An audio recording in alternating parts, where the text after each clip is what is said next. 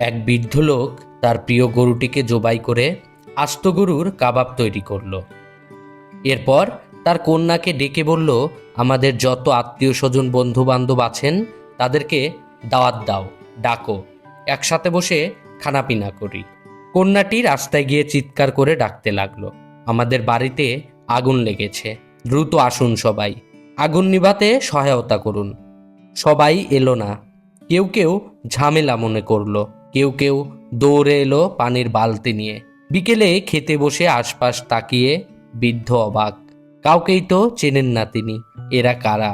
কন্যা বাবাকে বলল, বাবা, যারা আমাদের বাড়িতে আগুন লেগেছে শুনে দৌড়ে এসেছেন সহায়তা করতে, তারাই আমাদের আপনজন, আত্মীয় কিংবা বন্ধু তারাই, তাই তাদেরকেই দাওয়াত করেছি।